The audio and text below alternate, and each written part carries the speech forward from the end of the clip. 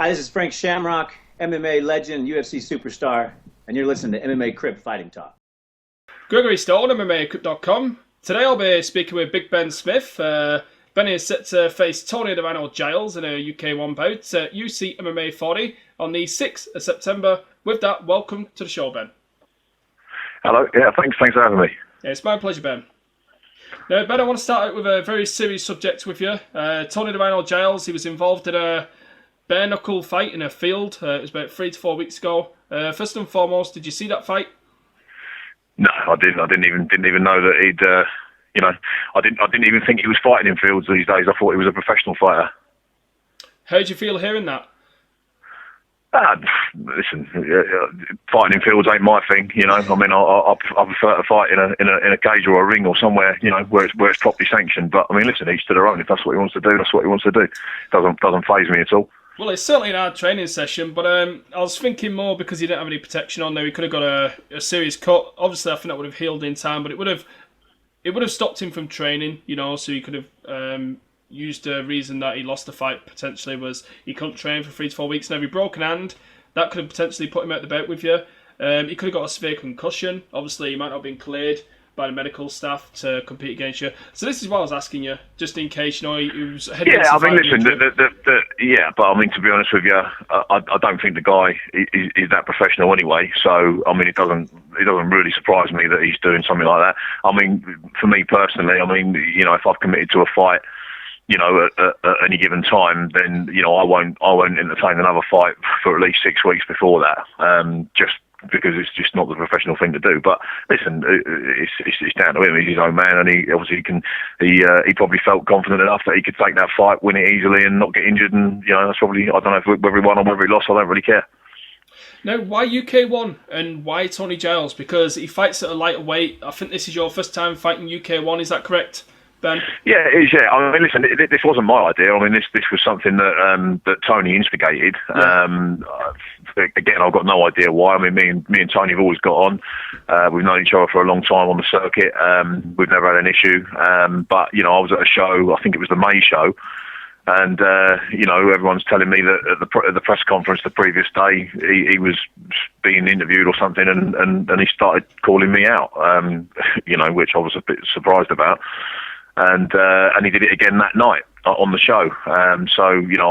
We spoke, and I spoke to the promoter, and our management spoke to each other. I mean, he just felt it would be a good fight for both of us.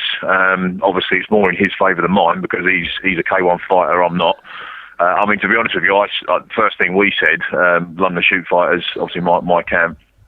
They said, yeah, we'll take the fight, but obviously we fight MMA. That's what you train for. That's what you do. You're an MMA fighter. But his team wouldn't have that. They'd only fight me K1.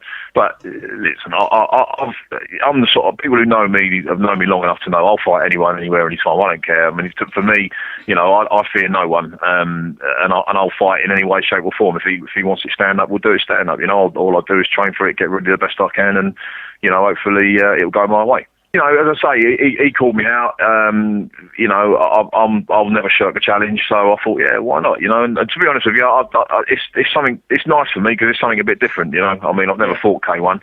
I've had a couple of boxing matches which I enjoyed. I've concentrated a lot more on my striking in the last couple of years. Listen, I'm still not a fantastic striker by any stretch of the imagination, but I'm game. And I'll get in there and have a tear up with anyone, and that's what it's all about. And it's about putting on a show and entertaining the fans at the end of the day. Well, you say that, Ben. I asked Tony Giles when I interviewed him. I said, I've only known you as a grappler. Whenever I watch fights, you're using your wrestling, your grappling, you're taking guys down, and I've really never seen much of your stand up. So I thought straight away, I just automatically thought, oh, he's a grappler. Are you going to make him pay for coming into your realm, basically? And Tony starts telling me that you've got a big history in stand-up fighting. Then you seize the interview, and then you says, no, I've not. This is basically new to me. So what is your history in stand-up fighting, Ben? Yeah, well, the history is I've never been a stand-up guy. I mean, you can watch all my fights. I think I've only ever thrown about 10 punches in all my fights. At the end of the day, I come from a BJJ background and grappling and wrestling, so obviously, you go with what you're good at and what you know when you fight, and that's how I won all my fights. I mean, it's always been on the ground, grappling, submissions, whatever. But obviously, that's all right when you're sort of fighting at a lower level. But what I started to find was as the competition starts getting better and you're coming against guys that are good grapplers and good stand-up guys, you start to come unstuck. So then I realised a couple of years ago that it was after I fought Tony Moran, actually. I fought Tony Moran, and he was a 6'6" or 6'7" striker, and I struggled badly with him, because I just couldn't get near him, and someone approached me. Alan Mortlock actually approached me, a boxing promoter, and he's a friend of mine, and he said, look, let me help you with your striking. He said, because if you've got the ground game and all that you've got, but you need, you're out of your depth with the striking. So I started going to a boxing gym with him a couple of times a week, and done a bit of that. And he promotes unlicensed boxing fights. He got me on a couple of shows. I had a couple of fights. I won them both. Enjoyed it. So I wouldn't say by any stretch of the imagination I'm a great striker or even a good striker, but I have improved a lot from where I was, and part of this fight, which will be nice for me, is the fact that people will get a chance to see how I have improved, and they'll get a chance to see a different version of me, which will be nice. Well, you do have a history of training at Keddle's gym. Now, that's, it's got a big reputation for Muay Thai, it's got Jimmy Manor, etc. You trained with him in the past. So, for me, that would be sort of a no-brainer for you to go and train there for this fight with Tony. You mentioned London Shoot. You've been posting pictures of you at London Shoot. Now, I know you've had a history with Titan, London Shoot, and Keddle's gym. Where will you be training for this fight? Will it be a mixture of gyms? Listen, I moved to London Shoot about a year ago from Titan. I'd spent the last 4 years at Titan. I was training at Titan and Keddles, and I'd got to a point where I didn't feel I was really improving. There was a lack of training partners my size, and I'd kind of gone a bit stagnant. So I just felt it was time for a change, and I went to shoot for a bit of sparring, and I just felt that it was a good move for me to make. So I cut my ties, with everywhere else. I mean, I was also training BJJ with Jude at Urban Kings in King's Cross, and I basically made the move to shoot. But obviously, one of the things when you train at shoot is that you're kind of exclusive to them, and they like to take care of all your training, which is a good thing. I like that. So obviously all the other kind of places that I used to go and do bits and pieces here, there and everywhere, that all stopped. And I do it all under the one roof at London Shoot, with the only exception is that I do a couple of days, sort of a bit of boxing and a bit of strength and conditioning at a boxing gym that I go to with Alan Mortlock. It's called Essex Fight Academy. I'll go there a couple of times a week and just do a bit of boxing stuff there. Well, we know Alex Reid. He trains at London Shoot Fighters. He was victorious over Tony Giles too. He used a very good game plan. He kept Tony on his back foot, never let him get into the centre of the cage. He basically used the clinch really effective too. And I wondered, have you been training with Alex Reid for this? Obviously, because he had a lot of success against Tony, and maybe you could spar with him. He could tell you where he was successful in certain areas against Tony. What you could possibly use, especially with the size advantage too, and being bigger and stronger in the clinch. Yeah, I mean, to be honest, I haven't really done a lot with Alex because he hasn't really been training. I mean, I think he's got a lot of other things on the go at the minute. He's quite busy with a lot of stuff, so we don't see him that often.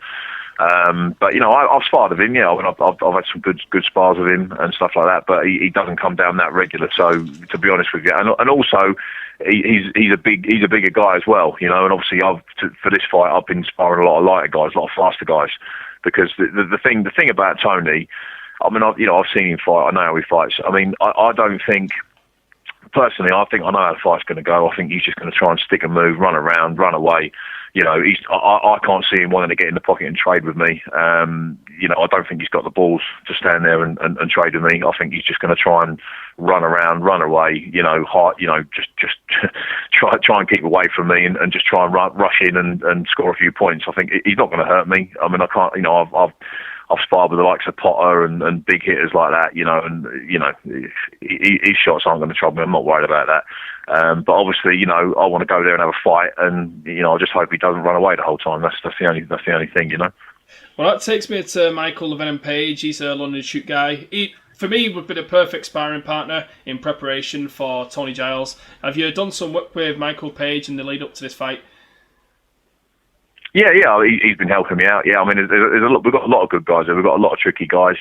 We've got people like him. We've got Galore Bafando comes down. We've got some really good stand-up guys, and they've all been giving me a lot of help and advice and stuff. But at the end of the day, they're a much higher level than Tony, to be fair. So I don't think. I don't think Tony's going to be coming at me with the kind of things that Michael Page can come at you with, to be fair. But it's all good training, Yeah. Well, Michael Page is more Taekwondo, so it's a bit of a different style in a way. Now, you say that Tony Giles come after you for this fight, basically. Now, I've noticed on the social media, the Twitter, the Facebook, you've both been throwing insults at each other. He basically called you sloth. Anything to do with calling you Big Ed, he's saying it. You mocked his spelling, his grammar. He can't spell this, he can't spell that. How much of this is just a bit of fun? A bit of a laugh back and forth? Listen, I've got the tattoo around my neck that says it. I respect everyone, but I fear no one. And to me, it's all banner. It's all promoting the fight. I've got nothing personal against Tony. I mean, I'm a big boy. I've got broad shoulders. I can take insults all day long, I'm not going to get upset about it. I mean, we've just been having a bit of banter backwards and forwards on there. To be honest, he's gone a bit quiet lately. I don't know. I don't know why that is. He was because he's gone from sort of posting up stuff every other day to gone really quiet on the old social media. So I'm hoping he's just been focusing more on his training than he's talking, and gone with it and started training hard. Well, I don't know if you posted this video or he left it for you, but he was posting a picture of him doing a workout in the gym on a bag, basically. He looked pretty fast, some nice combinations. Was that left for you? Sort of like an intimidation threat or something for you? Oh, was this was the one where he, this was the one where he was hitting the wall bag, wasn't it? Yeah, I saw that, yeah. Yeah, no, I said to him, impressive stuff, looks good, but, anyone can look good in a bag and pads, It's different when you've got another geezer who wants to hurt you, coming at you throwing punches and kicks, do you know what I mean? We all know that. Anyone who trains knows that, you can do all the technical stuff in the world, pad work, bad work, and all the rest of it. But when you come to spar and when you come to fight, it's a whole different ballgame, and the fact of the matter is, for me, you've only got to look at some of the people I've fought in the past. I've always been the smaller guy. I've always been, up against it in terms of sort of power and things like that. But, at the end of the day, I'm game. I'll get in there. I don't worry about anyone's credentials. I don't think, oh God, he's this, he's that. At the end of the day, we're two geezers. We're in a cage. The door's shut. There's no one else in there. There's no tools involved. We've only got our own tools at our hands and feet. We're going to go in there. We're going to see who comes out on top. And I've trained hard. I'm sure he's trained hard. And at the end of the day, it's a good competition. And whatever happens at the end of it, we'll shake each other's hands. Well, I'll shake his hand anyway. If he wants to shake mine, it's up to him. But win, lose or draw, I come out of there and I still hold me up high. Do you know what I mean? Now, Dave O'Donnell, he knows this game inside out. He's well respected in the mixed martial arts scene. Now, he warned Tony Giles about him facing you. He said, he tried steering Tony away from facing you. Did you know that? I didn't know that. No, whatever. I mean, I don't know why he would have done that. Maybe he thinks that the size difference, might be a problem for him. I don't know. But at the end of the day, it's a good fight for Dave. Tony's got a lot of supporters. I've got a lot of supporters. I think it's a good earner for everyone. But I'm sure Tony wouldn't listen to that anyway. Because I'm sure in Tony's head, he probably thinks he's going to go in there and knock me out, which is what a lot of people have said in the past. But I've never been knocked out, and I can take some pretty heavy leather. I don't think that's going to happen. At the end of the day, we'll see. But I think he's going to. If he hopefully he'll think he can knock me out, and he'll come at me and he'll try and knock me out. That'll be the best way it can go. Well, speaking of knocking people out, now I can't go and Sherdog his bare knuckle fights, but Tony claims that he's never been finished in a bare knuckle fight. His kickboxing fights, MMA fights, he's never been knocked out or TKO'd in any of his fights. Now I know he's been choked out or tapped out in a semi-pro bout.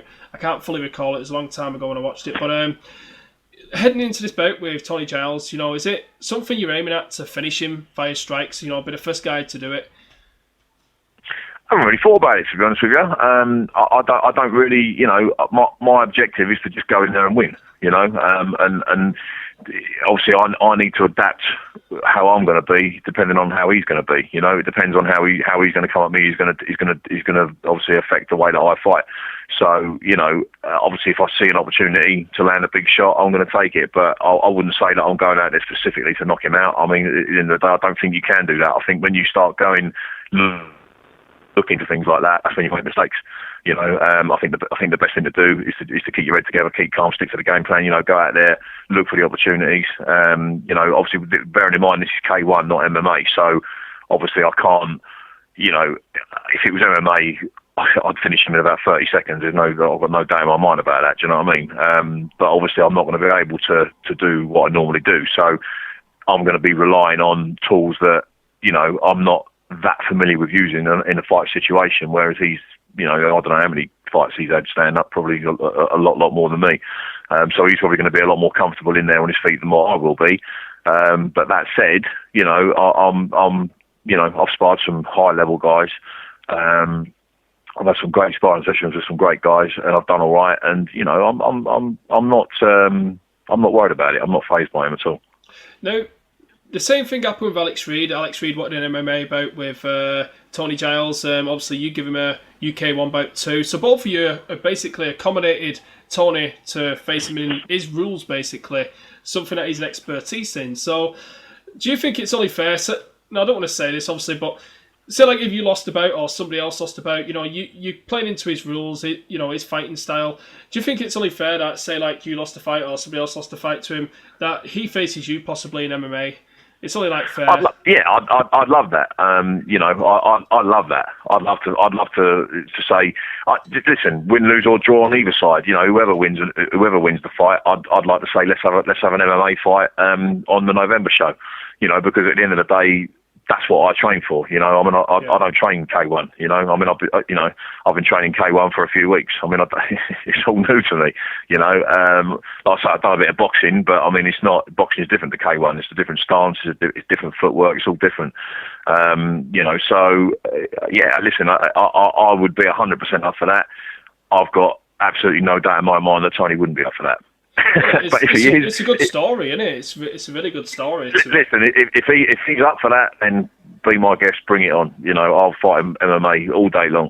But I can't see his team and his management wanting that, to be honest with you, because I think they know which way that would go. With the K1, it's a little bit more uncertain, because obviously he's got more skills than me, but I've got more power than him. So obviously it's going to depend on how the fight goes down. So it's a bit sort of hard to predict. But with the MMA, I think I'd lay my house on that one. Do you know what I mean? It reminds me of, I don't know if you'll remember this, Badahari and Alistair Overeem. They agreed to fight in K1, and then they agreed to fight in MMA after that, but obviously Overeem knocked him out in his rules, and then Badahari chickened out and wouldn't fight him in MMA. I'm not calling Tony a chicken or anything, that you're potentially chicken out an MMA fight with you, but it just reminded me of that, where Alistair Overeem went over to Badahari's game and knocked him out, which was pretty crazy. Any leaving comments for the Rhino there, Ben, before we leave? Keep your hands up and your chin down. That's all I'll say. Okay, from the MMA Crip Fighting Talk Show, thank you for watching.